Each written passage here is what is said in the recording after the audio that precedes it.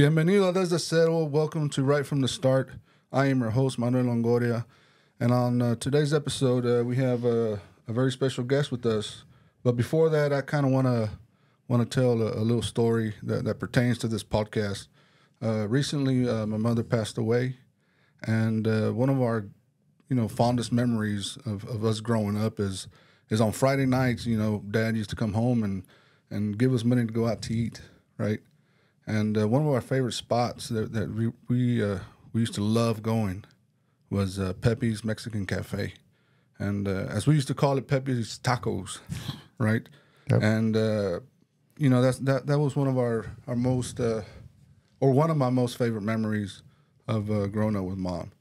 And on today's podcast, we have the owner of Pepe's, Kip Martin. Kip, welcome to the podcast. Thank you, Manuel. I'm really honored to be here. Thanks very much. Well, I wanted to get you on here because I've seen a bunch of posts, and it's a very special place for a lot of people. And one of the things I want to do is I want to talk about the history. I want to talk about your family, and of course, we want to learn about you and who you are. So let's get going right from the start. Where was Kip born? Well, I was actually born in Abilene, Texas, the first of what turned out to be 5 kids to Ken and Diane Martin. Right. Mom and Dad were both going to Abilene Christian University at the time. Dad was a full-time student, and he also worked full-time at Sears Roebuck. Okay. His dad, my papa, was a manager for Sears for many years, and moved around to several different Sears. But I guess I was in Abilene until about age 5 or so, and then we moved to Austin when Dad started his first restaurant. Okay, and your brothers? I've got a brother named Kobe, who's next after me. He's been a longtime coach and math teacher in the Bryan Independent School District. Right. And matter of fact, he's got he's got a son, Luke, who now is also coaching and teaching with him there at Bryan High School. Nice. And then after Kobe was Kyle. There was about 3 years in between each of us.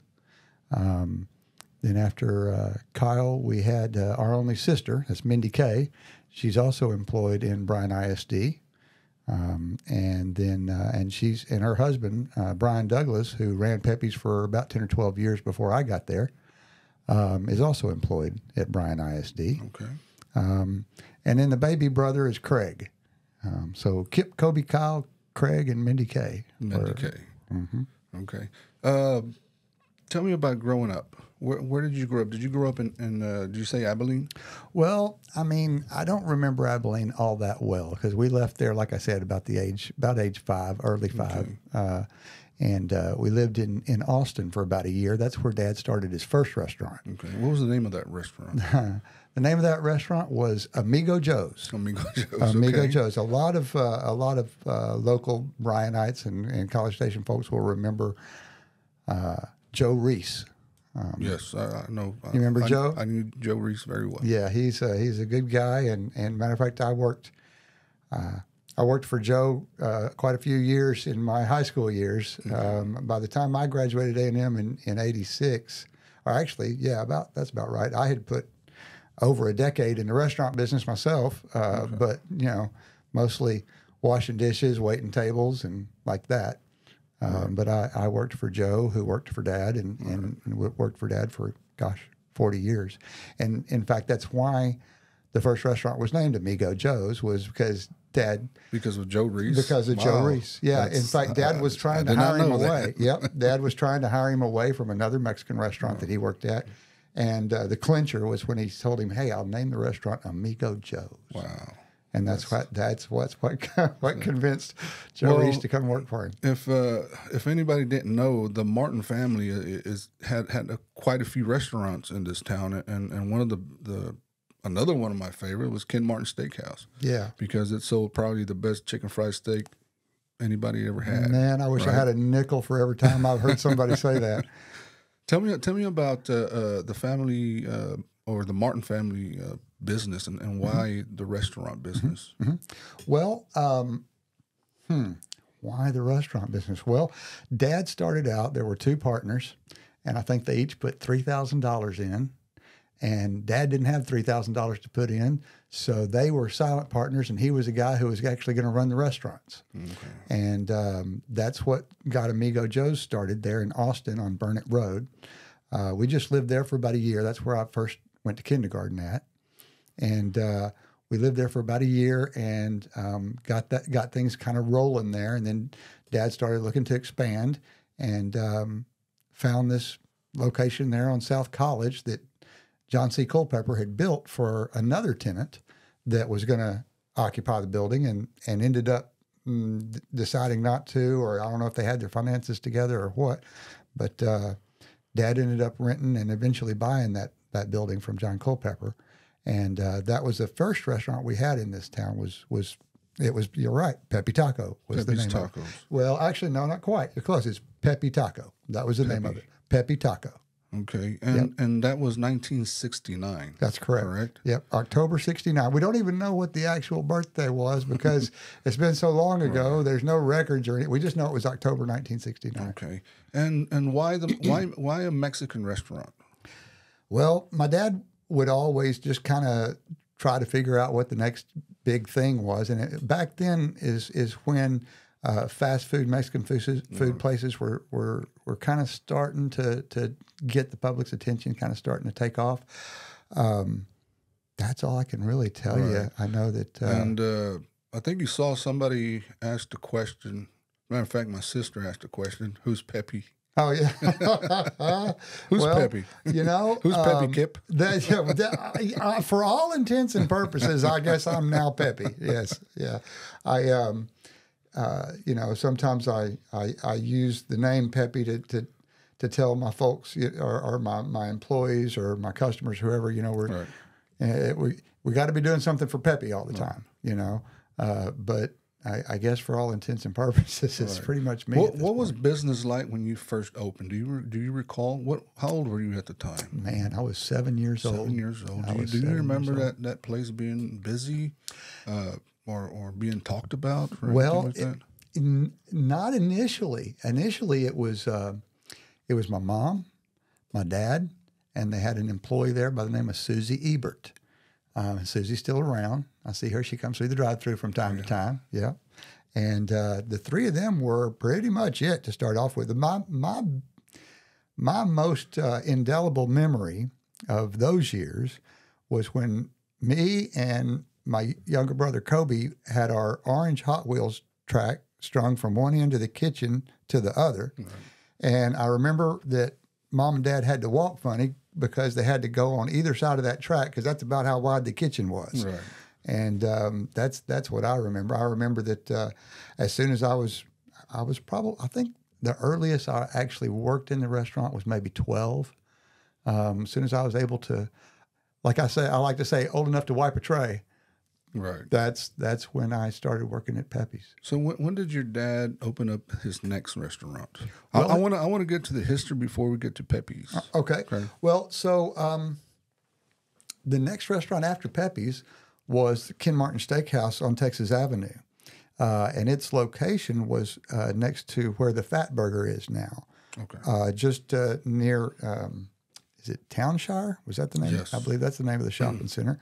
Yeah. In fact, the building it was originally I think it was a chicken place when Dad started renting that building, and in fact, the only reason we ever moved out of that building was the gentleman that owned it.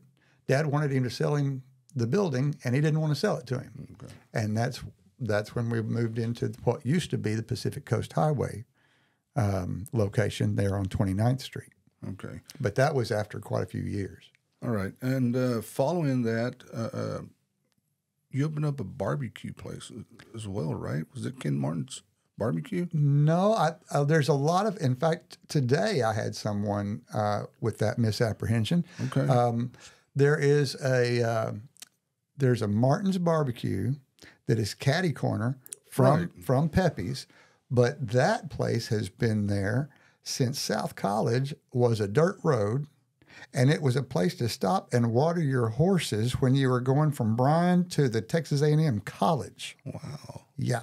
And that place was named, the original owner was named Martin Kapczynski. Okay. Yes. All right. So a lot of people think that Martin's Barbecue is associated with us, but it's not. And Dad has had other restaurants in other cities, but never a barbecue place, because I would remember a barbecue place. And then he also had a restaurant in College Station.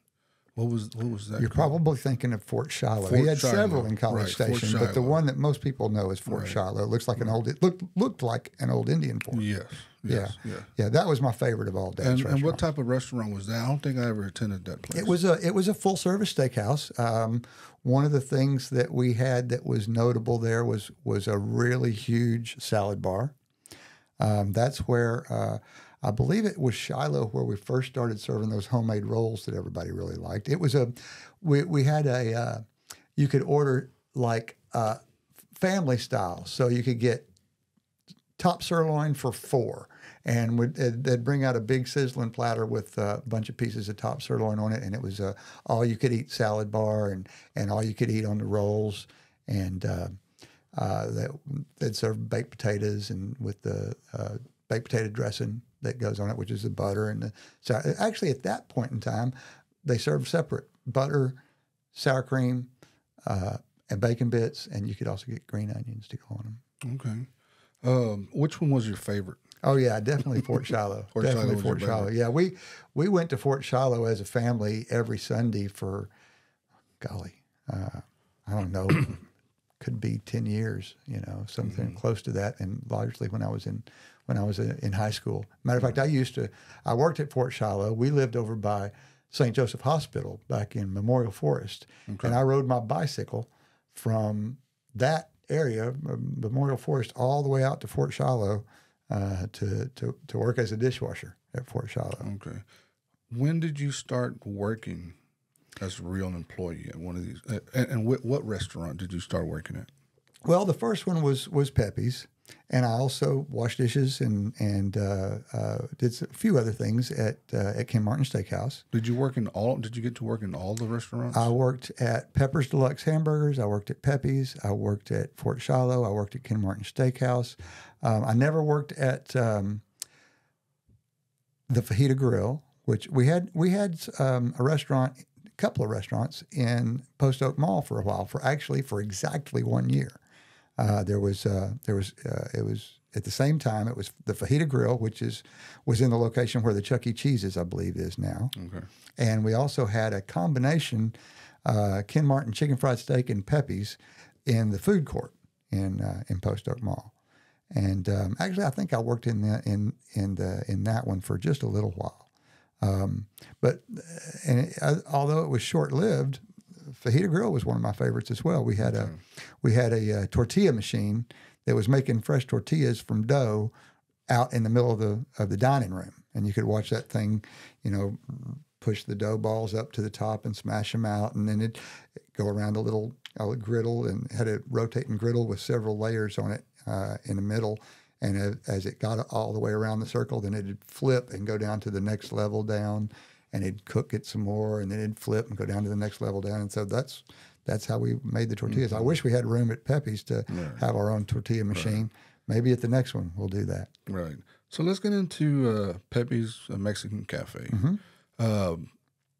You started, or it was open in 1969, right? Yep. And back then, there were very few fast food restaurants. That's the truth. And Pepe's was one of the first ones in town, right? That's true. That was way before Taco Bell and all these other restaurants. That's true. As a matter of fact, you pretty much had two choices back then. It was, did you want to go to Pepe's or did you want to go to Der Wiener Schnitzel? Right. That was, I would say, 69 to 70, 71, 72, so right around in there was, that was pretty much it. Mm-hmm. Yeah, maybe... I don't know if any of the Smiths had any of their Dairy Queens out by that point in time. They may have. They may have. But I don't think they were open as late as Der Wiener Schnitzel and Pepe's were. Right. Yeah. Right. Yeah. And do you recall how the menu was made? Or where he got these ideas for these. Yeah. I don't know how old a Frito burrito is, but that's our favorite. As a matter of fact, the Frito burrito is one of the youngsters. I think we've only been serving it for maybe 25 years. Everybody needs to try a Frito burrito. Trust me, you'll like it. Yeah, the Frito burrito is one of my favorites as well. I'm a fan right there with everybody else too. It's good food. I tell everybody that Pepe's really comes down to about 5 things. It's the queso, the chili, the taco meat, the burrito beans, and the hot sauce, both the red and green. Of course, back in the original days, we only had the red. We didn't have the green. The green was a creation of my brother-in-law, Bryan, and his assistant manager at the time, James Strobel. And I've heard stories of them getting their lips blistered from trying too much habaneros in the green sauce. But they're both really, because those items are, to me, all of them are absolute home runs. All you got to do is start throwing tortillas at it. You're going to be happy. Right. I don't think there's another spot in town that has better sauce, hot sauce for a taco. Both the red and green are award winners. Right. Yes, and the recipe for all of those 5 things that I just mentioned. Of course, the green, like I said, we've only been serving that for maybe 20, 25 years. But the red sauce recipe, the chili recipe, the queso, the taco meat, the beans, exactly the same as it was. It was. It is, and it tastes the same. It does. And there's no other restaurant in town, or probably 500 miles around here, that'll let you grab a bottle of sauce and put it on a table, and you can use as much as you want. Indeed. Yes. Right? And that's another one of my favorite things about Pepe's is that you can order 10 tacos, and then you grab a bottle of hot sauce and just pour it all on there. Did you know that one of the things that I started doing when I came was we now sell Pepe logo squeeze bottles that you can buy filled with sauce, and if you bring them back, we only charge you for the sauce. So we have about 10 of them here. Have you got? So yeah, you know. So we'll be there in a minute to fill them up. Yeah, actually, Alan wanted you to sign one. So. Okay, sure, I'll be happy to. I'll be happy. So yeah, we got a bunch of those bottles there. So awesome. It's a great place. So when do you start running Pepe's? Well, I came in August of 2012. And what was the reason for you? Because you said your brother, brother-in-law, right? Brother-in-law, Bryan Douglas. Okay. He was running it for about 10 or 12 years, and in August 2012, I got a call from my folks, and they said, "So Bryan's thinking about going back to coaching and teaching school, which is what he went to A&M for." Okay. So we know, and at this time, I had I went to Bryan High School. I graduated Bryan High School in 1980. Shout out to all my 1980 class. Right. We all think we've got the best class that came through Bryan High School. We're very cohesive. We still do a lot of things together, and it's I don't know, it's a nice feel, you know. Right. But anyway, graduated Bryan High School in 1980, and I graduated A&M in '86. I'd like to say I was on the 6-year plan, but that makes it sound like there was a plan. But anyway, I got out of A&M in '86. But my degree was in basically computer science in the business college rather than the engineering college. So I was a computer programmer in Houston for the better part of 30 years. And I got tired of doing that and walked away from that and became a full-time residential real estate agent. And as a residential real estate agent, you're essentially self-employed. And when I was doing that was when I got the call from my mom and dad that said, "Hey, Bryan wants to go back to coaching and teaching school. So you want to come run Pepe's?" And you know, did you have experience running a restaurant at that time? I had. Well, you know, when you grow up in it, okay, and even if you're not in it, you're with it, right? So one of the things I remember Dad saying a lot is a lot of times people make the mistake of thinking that if you run in a restaurant, you're in the food business, and that is wrong. You are not in the food business. You are in the people business. Now, so having good food that you're selling at a good price, you know, that's kind of a prerequisite. that's not really the business you're in. You're in the relationship business. You're in the people business. You want to make people feel good. You want to make them have a place that they can go and have a good time that's affordable, you know? And so that's why, you know, when he was around, you'd always see Dad in the dining room. He was always shaking hands and checking on everybody, making sure everything was good and satisfactory to their, you know, their experience was good. And you know, one of the things that I say about Dad and I mean this as a very high compliment, is that it is not hard to be the son of Kip Martin in this town. And, you know, not everybody can say that it's easy to be the son or daughter of whoever their parents were. But I can say that about him, because everywhere I go, people have good things to say about him. And it's nice to be preceded by that reputation, right. You know. But yeah, I worked in, I was an assistant manager and manager at Pepper's Deluxe Hamburgers. It was kind of short-lived. It was there for, I don't know, I want to say at least 3 years or so. It's basically where the Harvey Washbangers is now, although the land has been reconfigured. It's not exactly where it is, but it's right about there. A lot of people don't know that we had the A&W root beer that was on Texas Avenue for a while there. And another one that we had for a while was the Country Kitchen on the way out to Snook, or on the way out to Somerville, I should say. It was originally opened by, oh man, I wish I could think of the name of the family that opened it. I'm getting old, my memory's starting to go.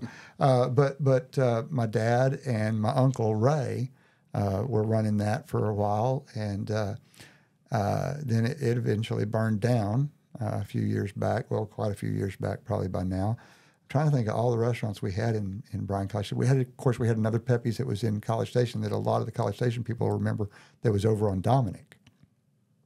And that was, a lot of people remember it as it's the building that Gumby's Pizza was in for quite a few years. Yeah, you can, if you think about what it looks like, you're like, it does. That was I can see how that was a Pepe's. Yeah, I do remember now, because it had the same design and the same concrete, or whatever the outside is. Concrete.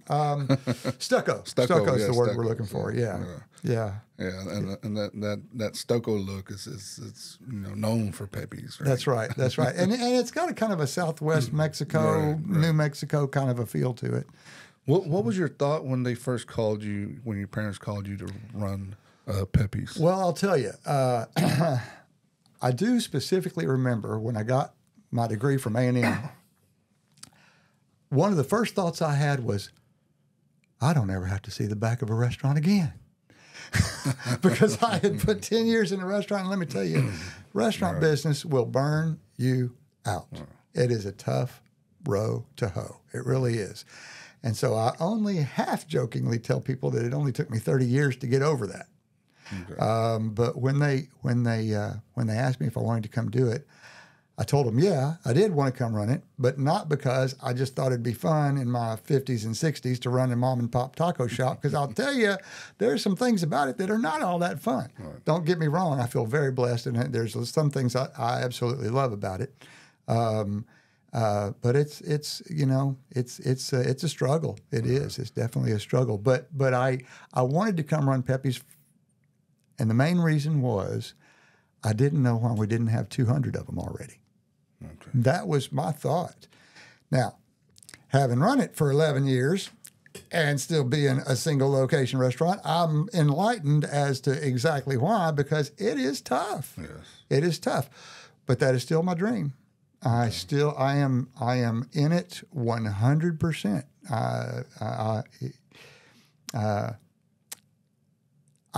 Nobody on the face of this planet wants to see Pepe's continue more than I do. I intend to do my absolute dead level best to see Pepe's outlive me. So I'm trying to do everything I can to try to automate it, to try to we got a lot of, we're in a lot of the good ways, Pepe's is old school, but there's a lot of bad ways that Pepe's is old school too. If you don't embrace the new technology and computers and all of the integrations that you can have with that, then you're behind the 8 ball a little bit. Like, for example, right now, there's, other than through delivery sites. I don't have a way to order online directly to Pepe's. That's a problem. That's a hole. Right. And there's all kinds of ways that you can integrate your point of sale systems with your ordering systems, whether it be online or a kiosk. But all these things take money. Right. And Pepe's has paid me a salary that has allowed me to pay my mortgages that I need to pay. But I have put over $100,000 of my money into Pepe's to keep it afloat in the last 2 years. So I'm putting my money where my mouth is. Right. It is still my dream. Right. It is still my goal to grow the business, and I'm going to do everything I can to make it happen. How were the first few years that you started running Pepe's compared to now? First few years compared to now. Well, it was exciting. It was super exciting at first. It was, I think I'm undiagnosed ADHD. I think all my life I have been, it's like, oh, squirrel. But I can tell you this, during my first month of running the store, I pulled 3 or 4 all-nighters organizing the office, getting things kind of straightened up and everything, trying to grow the business, trying to figure out how to systematize things. And I've had plenty of personal struggles in the last 10 years. Right. I lost a significant other, and a lot of people know I've made no secret of it that I recently got out of rehab myself for substance abuse. Right. It really only got severe due to the last few years, some of the pressures that I was under, and having lost my significant other, and having gained a new 28-year-old autistic son as a result. I became a father that he never had, and he's a son I never had. I got 3 daughters of my own, but I was divorced from their mom when the oldest was about 6. So that was a struggle, That'll give you some financial struggles right there, right. Being a divorced father of 3, from my high school days, I started smoking weed in high school, and I never really recognized it for the problem that it represented. I knew that it was a small problem. It was right. Something I probably didn't want to do, but there's I don't know where all the different directions you want to take this. Let's talk about it, because sure. going to rehab and getting away from substance abuse is a big deal. It's a struggle. It's a fight. Yeah. And for somebody to overcome that, that's a win story, right? Yeah, man, it is best thing that ever happened to me. I'll tell you that. No question about it. I would have said Marilyn was the best thing that ever happened to me. And she was a great thing that happened in my life. And the 2.5 years that she fought cervical cancer was a challenge.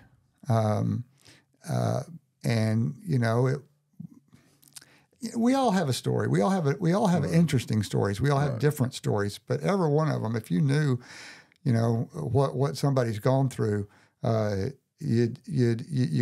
would be easy to empathize with them. Mm-hmm. And that's one of the things I've really learned is don't be too quick to judge, because if you really understood what somebody's gone through, you might be just exactly like them, having right. the exact same problems. Yeah. But yeah, I was what you might call, I was highly functional. I got my college degree. I paid all my child support bills. I bought a house. I paid my bills. Had a professional job as a programmer and as a real estate agent. But I smoked weed daily, all throughout that, just about the whole time. I smoked cigarettes, daily. Never really had much of a problem with alcohol. In fact, I got off the cigarettes and I was off of weed for about 3 years when I had first come to Pepe's. And eventually I decided, I think I'm doing pretty good. I think it'd be all right for me to smoke a little weed. And so I did. And before long, I was buying it. And for long, I was smoking cigarettes. And in trying to get off the cigarettes, I found the pleasures of cigars and whiskey. Okay. And I found an inexpensive Scotch whiskey that I really liked. And there by the end, I was going through a 1.75 liter bottle of whiskey about every 4 days. And it was important to me not to ever be seen impaired. And so I managed it pretty well, I think. I may hear otherwise after this podcast, but you know, I wouldn't drink heavily until I was home for the day and wasn't going out anywhere. But by the time I got up to that level, I was aware that you know that's probably a little more than is healthy for me. And as a matter of fact, I quit for about 10 weeks, just mostly because I didn't think I was going to have any kind of physical withdrawal, but I thought it'd be a good thing to know whether I would or not. And the problem was I never felt like I was among, like I belonged, like I was. I ended up. I was a pretty smart kid. I taught myself how to read in the summer between kindergarten and first grade. I went into first grade and I'd finish in 5 minutes something that was supposed to take us half an hour, and then I'd get bored and I'd start cutting up. Mm-hmm. And they were like, a week of that, they were like, we got to do something with this kid. So they kicked me up into second grade over at Crockett after about a week of first grade. So from then on, for the next 11 years, I was the smallest, the youngest, the scrawniest, one of the smartest. You know, none of the usts that you want to be to be one of the crowd, to be one of the group. Right. And I just never felt comfortable. You know, with a lot of other kids my age, they saw me as different somehow, or I saw me as different somehow, or something. And then when I was about 15 or 16, and they were telling us, you know, if you smoke that marijuana, you're going to end up living under a bridge someday. And I thought, malarkey. I'm smarter than that. Why are you trying to scare me off of this stuff? And people still do it. Right. Let me find out why.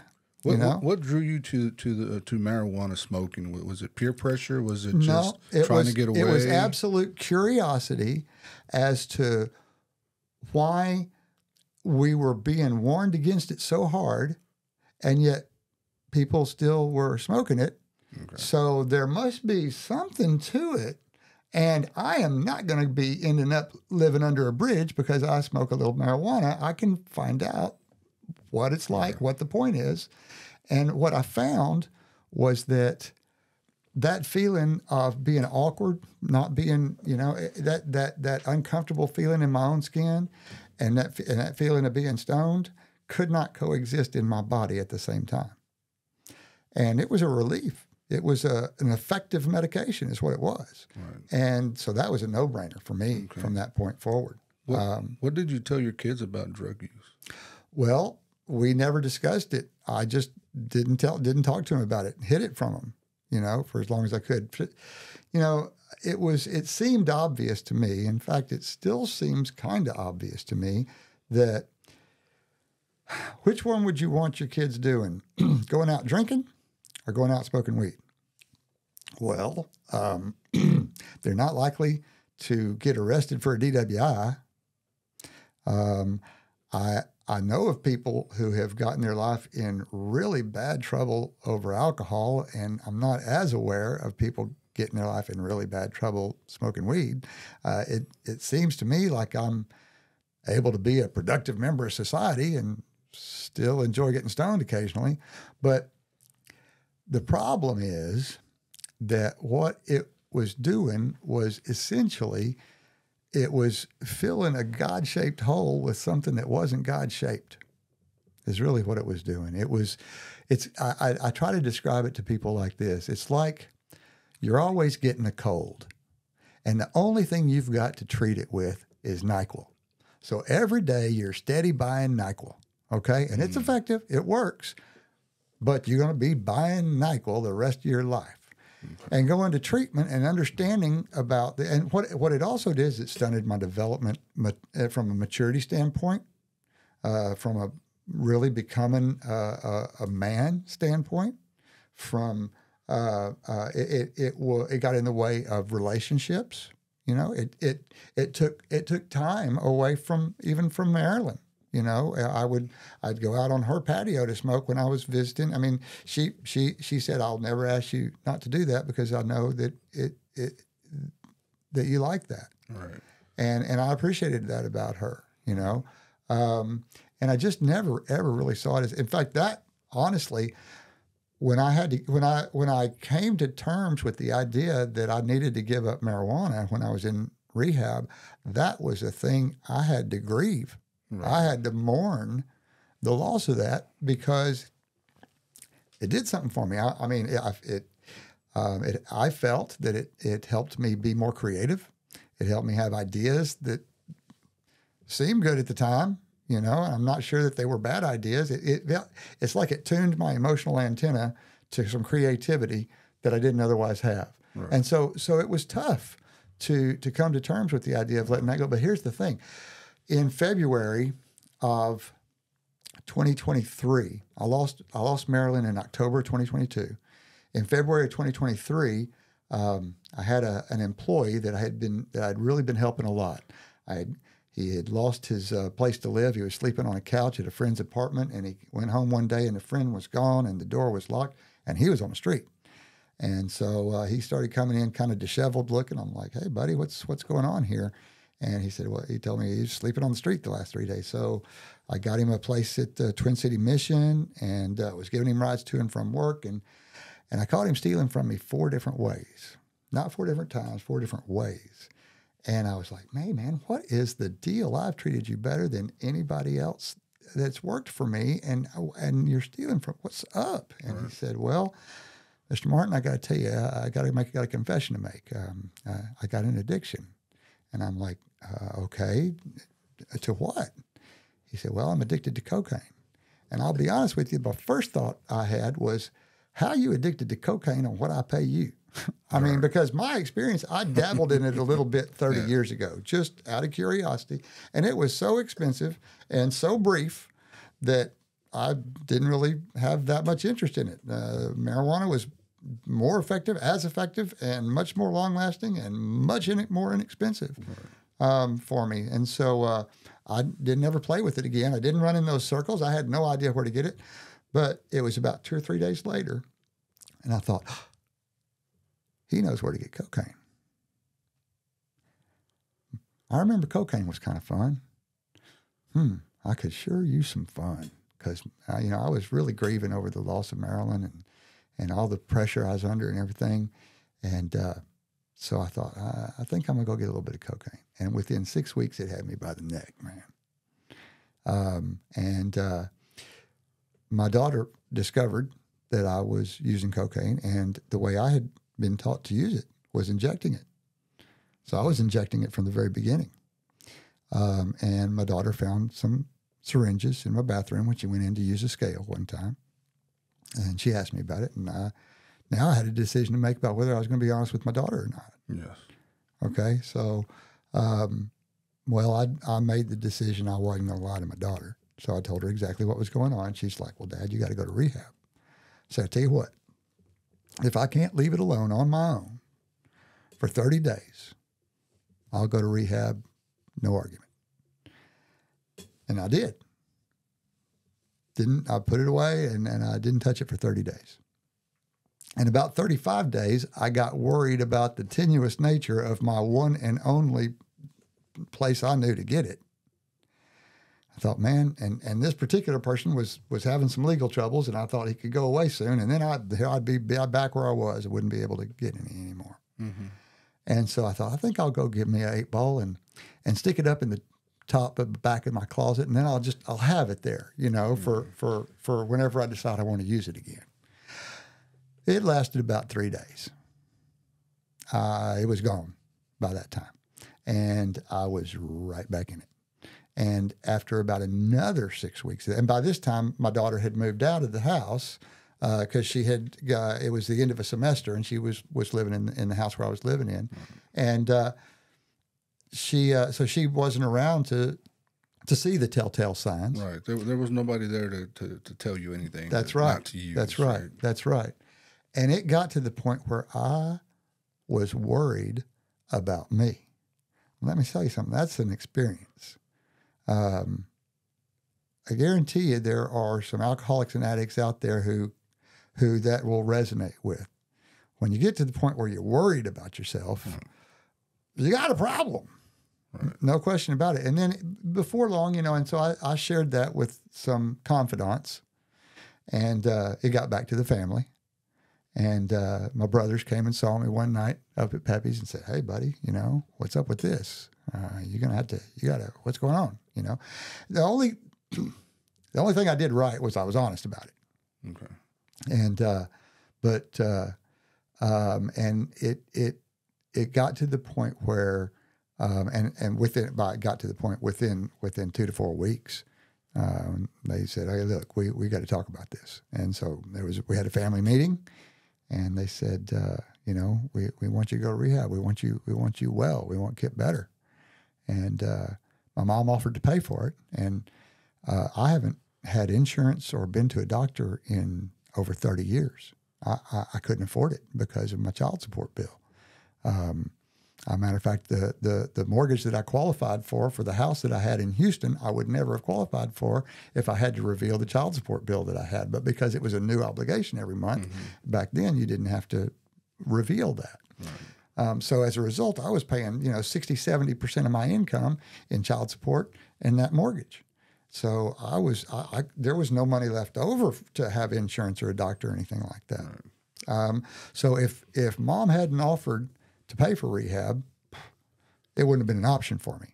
Right. And so as soon as she said that, I was like, yeah, okay, I'll go. And I've put some posts up on Facebook about that. I knew I was fixing to be gone for a while. I knew that 30 days was a minimum, and man, I was like, man, I don't think anybody can fix this right here in 30 days. I'm going to have to be gone at least. Did you want to go to rehab, or were you kind of forced to go? No, I wanted to go. But I had put in my way of looking at it. I had put in 4 decades of fulfilled adult responsibilities.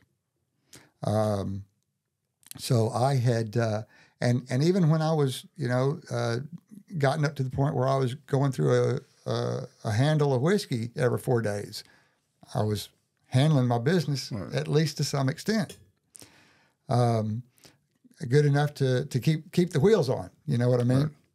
And so I said, yes, I will go. It's going to take me a while to kind of get Pepe squared away to where it can withstand my being gone. So I think I had told him I would go. It was within a month, within 30 days. Okay. And I think there were a lot of sleepless nights on the part of my mom during those 30 days. I will say, sure, I continued to use during those 30 days. But I made a commitment and I wanted to keep it. And that's also part of the reason that I went public with my struggles on Facebook, is because I wanted to make dang sure that I went to rehab, just like I needed to do. Right. And I figure, put it out there, and A, it explains your absence, and B, you kind of can't not go now. You know what I'm saying? Right. So, are you 100% sober right now? Yeah. 100%. How long? Well, let's see. Now, I made 90 days sober because I was in rehab for 90 days. Okay. All right. So I got my first 90-day chip. They give you Alcoholics Anonymous and Narcotics Anonymous, Marijuana Anonymous. They have this chip system. After 30 days you get a chip. After 60, after 90, after 180, like that.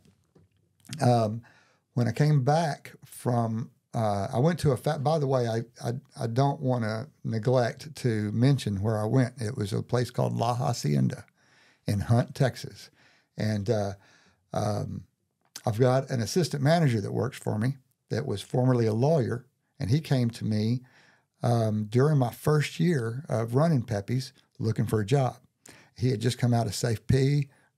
He had gotten into trouble with painkillers and alcohol, and he works for me still today. And he had been to La Hacienda, and when they found out that I was going to rehab, he came to me and said, "Man, I know exactly where you need to go. In fact, I will take you. I will drive you there." And sure enough, he did, and probably saved my life, you know, by going there, because I became convinced. I didn't think I was going to be able to not go get more cocaine. Now, when I came back from La Hacienda, within about a week or two, I found some cocaine that I didn't know I had. I used it. That night, I used it, and I was on my way to Galveston for a little vacation. And I went and I bought a gram. And I used it up that night. And that was the last time I acquired anything. It was about another week or two later. I found in the very back bottom of my freezer, I found a little half pint of vodka that I had stuck in the freezer. I believe that was November 23rd. That was Thanksgiving. And I kind of found that, and I'm looking around. I'm like, I'm drinking that, you know. And then there was one other time that I found a little tiny rock, little piece of cocaine that had fallen into a bathroom drawer, and I used it. So I had 3. I call them slips, as opposed to relapses, because I didn't just start using again. I used something that I didn't know I had, that I didn't expect to find. I went ahead and used that. The one thing I did right, though, is I was honest, both with family and with my sponsor at the times. And I have a sponsor now who's great. We get along great. And, that's the thing, is it sure helps when you got somebody that you're being honest with, that you can bare your soul to, who has heard it all, who you're not going to shock, you're not going to surprise, probably has done stuff worse than you have. That you can just, because it's that hiding, it's that dishonesty, it's that not letting people know that perpetuates to some degree the addiction. But as a matter of fact, the last thing that happened was I found 3 little mini bottles. It was a Jack Black and a Bacardi rum and a Fireball whiskey, little 50 milliliter bottles in the cabinet above the refrigerator. And I thought about it for a second, but not for very long. I had, because of those 3 experiences I had decided, that's not what I want anymore. Right. That's not what I want anymore. And as a matter of fact, I carried them to a friend in Houston, and I gave them away. Okay. And even before that happened, I kind of I felt like, I think I can do that now. If I find anything else, and I had another friend that has got a problem with drugs that asked me to throw some of his drugs away for him. And so I've now had the experience of flushing some drugs and giving away some alcohol that I had found that was mine. I gave it away. We call them normies. In other words, if you're not alcoholic, then you're normal or a normie. And so I gave it to one of my normie friends because, I'm when you grow up in the restaurant business, your profit is that little bit that's left in the pan that you didn't scrape out with the rubber spatula. Okay? So I was raised not to waste anything. So, if I leave a half a cup of coffee on the counter overnight, I'm probably going to put it in the microwave and drink it the next morning rather than dump it out. Right. But yeah, but more than anything, the thing that actually did it for me was a growing relationship with God as I understand Him. Was God not in your life before? Well, I heard, Robert F. Kennedy Jr., one of the current presidential candidates, saw him being interviewed, and he did some illegal drugs from the age of 14 to 29, and he said, "Well, here's the deal: when you're doing drugs, you're pretty much living against conscience, okay? And as a result of that, you kind of have to push God to the periphery of your life." And I thought, that's it right there. That's right. I feel that God's been with me. God's been taking care of me. There's a half a dozen times in my life already that I should have died. I've been to El Camino around a metal telephone pole, and you could stand at the rear driver's side and see the visible curve that it had in it. If anybody had been riding with me, they'd definitely be dead. I drove a Volkswagen off the left side of 2 lanes of oncoming traffic one time and woke up looking like I was going through a jungle at 90 miles an hour.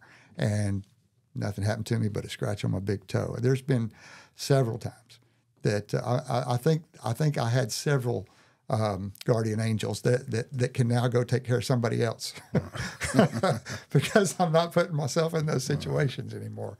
But yeah, you kind of push God to the periphery of your life, and that's, pain is a good thing. People who get leprosy, what actually happens is they lose the sensation, they lose the feelings in their extremities, in their fingers, in their toes, and it is that loss of sensation that leads to injuries that causes them to lose those digits, okay? So if you can't feel pain, you injure your body, okay? Well, the pain that I was feeling was kind of a spiritual pain, and I was using a physical substance to treat that spiritual pain, which is a repetitive action. Oh, I'm sorry, I didn't turn off the phone. Let me turn this off. That's my assistant manager calling. All right. Maybe. No. Run out of Fritos for the Frito. She's gonna have to wait. Yeah, that's right. So, how are you feeling today? Man, filled with hope, filled with gratitude.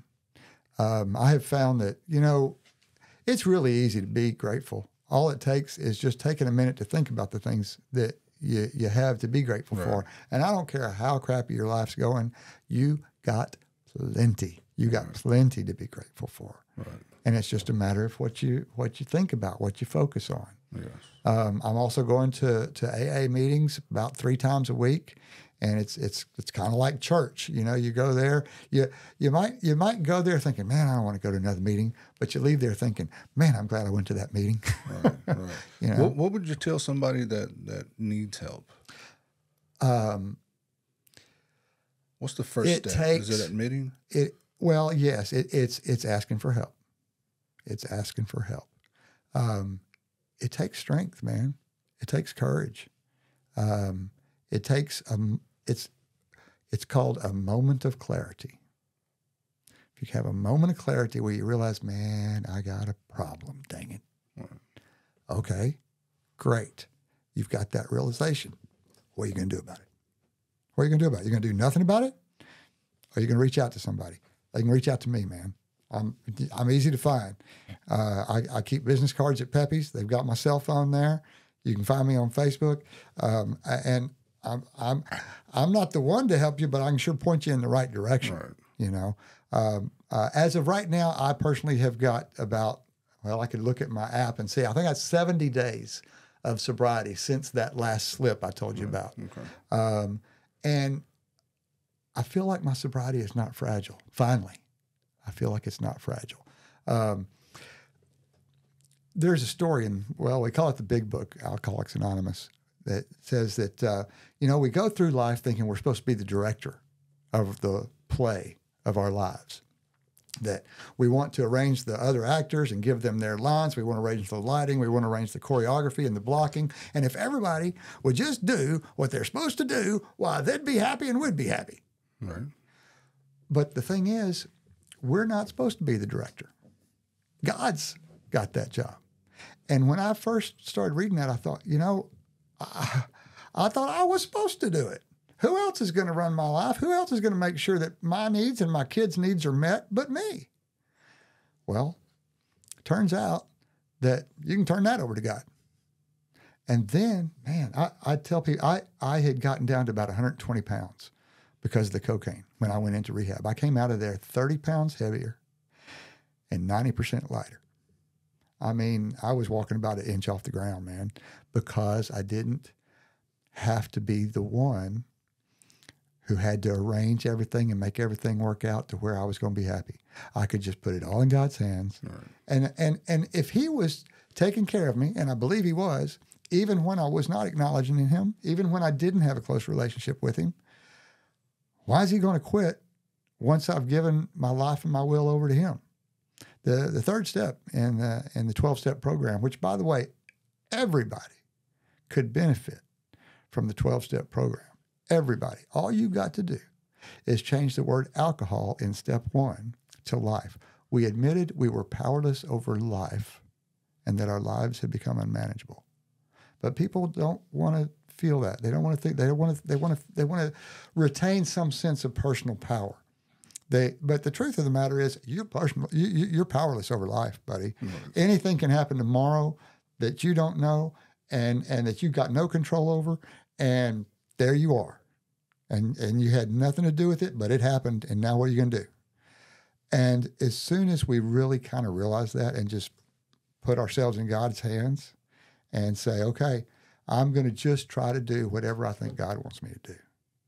I'm just going to, step 2 is that we decided that we couldn't restore ourselves to sanity, but that God could and would if he were sought. And so once you believe that there's a power greater than yourself that can restore you to sanity and a healthy life, that's the beginning. Right. That's the beginning. And there's a lot more to it. I mean, it's about making amends. It's about trying to live your life with rigorous honesty. If you're not willing to be honest with yourself and everybody else, man, I don't see how it's going to work. Right. I don't see how it's going to work. Are you happy? Man, I still got the same. I still have 3 plates full, brother. There's still, I've got so much on my plates that didn't change. But like a friend of mine said, I met in the grocery store the other day. He's like, well, how do you eat an elephant? 1 bite at a time. Right. That's all you can do, right? Right. And man, I'm taking bites. I'm taking bites. That's definitely to answer your question, am I happy? Yeah. It's easy to answer this question. Am I happier than I was? Oh yeah, right. Yeah. I'm at peace. It's not about happiness. I think that's the word that we probably need to look for. Not happiness, but peace. Yes, right. Yes. And what happened for me when I was at La Hacienda is once I began working the steps, once I turned my life and my will over to God, and it's kind of like Game of Thrones, If anybody ever watched that, there's a thing where they say, will you bend the knee? Will you bend the knee? And that basically means essentially turning my sovereignty over to somebody else. Mm. There's a position back in that world called the hand of the king. Okay, there's the king, and then there's his main guy that is to bring about what he wants to have happen. He's called the hand of the king, and that's kind of the position we're in with God, because he doesn't have a physical corporeal body. So I feel like I'm kind of his boots on the ground. I'm his arm, his shoulder, his arms to embrace. Every one of us are God's children. Right. And so we are all brothers and sisters, no matter how you look at it. I had a very wise man many years ago tell me, I have this deeply held belief that purely by virtue of the fact that I'm a human being, I am entitled to a certain level of respect from every other human being on the planet. I don't care who they are. Barack Obama owes me a certain level of respect due to the fact that I am a human being. Now, wouldn't it be morally bankrupt to me to think that I'm entitled to some level of respect purely by virtue of my humanity and not recognize my own obligation to provide that same level of respect to every other human being on the planet? I don't care who they are. I don't care what their circumstances are, because they are human just like me. And the truth of the matter is, however different we think we are, we're all human, and that means we are way more alike than we are different. We got the same fears. We got the same hopes. We got the same dreams. We got the same needs, the same wants. And the more we can understand that we are all a lot more alike than we are different, that's when we'll start having a little bit of... Well, that was certainly inspiring, and you know, that was a great testimony. Well, you know, I don't know about all that, but I know all I can do is do my best, right? And just leave it to God for the rest. And as often as as long as I try to stay connected in my heart consciously with God, and I do, I feel His presence. I feel that you know, we sometimes have to wait for God. We sometimes have to just sit quietly and wait and listen. But any time that I find myself not knowing what to do next, not knowing how to handle a circumstance, not knowing how to handle a situation, He's there for me. Right. And if I ask Him, I think He'll lead me. You know, I got to be ready to have been mistaken. You know, it's another thing I tell my employees. You know what? Being wrong is fantastic. Being wrong is great. People think, oh, I just hate being wrong. No. It's okay to be wrong. It's great to be wrong. It's better to be wrong. You know why? Because you don't stay wrong. You figure out you were wrong, hot dog, that's great news. Right. Now you've learned something. Right. You are a step further along that path, you know? But if you're always right, guess what? There ain't no room for movement. Right. If you're right, why are you going to change? If you're 100% right, you stuck, buddy. Right. But to the degree that you're willing to think maybe you're wrong about something, now we've got a chance to learn and grow and improve. Right. Yeah. I mean, if you don't know how to do something, do it 10 times and you'll become an expert. Well, right? Man, sometimes it might take more. 10,000 times. but eventually you'll become an expert, right? That's right. Anything worth doing is worth doing over and over again. Right. So, Kip, I don't want to keep you any longer because I don't know if you... Oh, are we done already? Man, time has flown by. So, what do you want to tell the public? Man, thank you, first of all. These folks come up and tell me, man, we've been coming here since 1972, and I tell you, well, thank you for helping put braces on my teeth, you know, because that's what you did, and I feel grateful for people that. I had a guy come in the other day, and he grabbed me by the shoulder, kind of firmly. He said, "Kip, son, I remember my parents bringing me here when I was about this high," and he put his hand about 1.5 feet off the floor. He said, "Now my kids are bringing their kids here. So this place can never close. You understand me?" Yes, yes, sir. And that's what I say. That it needs to stay open because not only it's a sentimental place, but it has great food. Yeah. Well, and we enjoy it all the time. Well, It is those stories, and it's what you just said that man just makes it's that validation, that heartwarming feeling. If only that corner booth could talk, I bet you could tell some great stories, you know. Right. And so yeah, if we I always say, if it's good, please tell your friends. If it's not, please tell me, because we probably screwed something up, because it ought to be good, and I'm the one who needs to know it. Right. So. I never get mad when people tell me about a problem that they've had at Pepe's, because it is very hard to fix a problem that you do not know about. Right. So I need to know about any problem anybody has. Well, Kip, I want to thank you for being on the podcast, and that was very interesting. And I'm pretty sure everybody's going to learn a lot from this podcast, and you know, why don't you invite everybody out to Pepe's? Man, everybody's always invited out to Pepe's. What time do you open? What time do you close? Last time we always go after a podcast, and we got there and it was already 9:00, and the lobby was closed. Like, the lobby. Yeah, right. Listen, there's nothing I'd love more than to expand our hours at Pepe's. And in fact, as we get closer into the summer months, we'll be open later. I am working very hard at developing a full breakfast menu. Okay.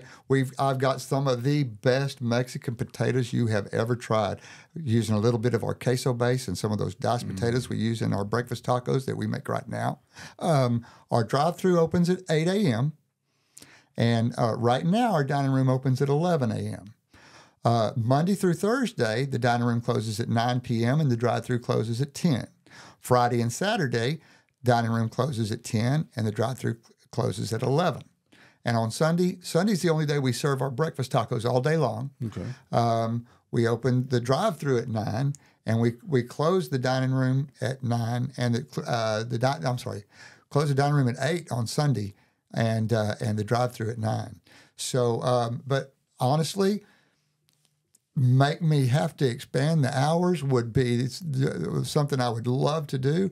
And as soon as I get this full breakfast menu set up, trust me, I'm going to let everybody know, and we're going to try. I want to have the drive-through open at 6 and the dining room open at 7 a.m. Okay. Okay. So yeah, everybody go out there, and like I said, it's a great place, and you know, maybe I know that a lot of people from BCS have great memories there. Yeah. So Kip, I want to thank you for being on the podcast. Man, it's been fun. It's been my pleasure. And, you know, this is the first time I've ever been a guest on a podcast. So you got the world premiere here. I think there's a lot of firsts here in BCS, because I don't know if there's a whole lot of podcasts. You know, if anybody wants to start a podcast and want to ask me any questions about it, you know, feel free. Okay. Because, you know, the more podcasts we have out here, the more we can, you know, share viewers. I think that sounds great, and we just may have to have a conversation after this one. Yeah. So I want to remind everybody to please subscribe to Desde Cero con Manuel and help the channel grow, and go out and get Pepe's tacos and keep growing Pepe's. All right. So thank y'all for being here, and we see y'all next time, and thank you.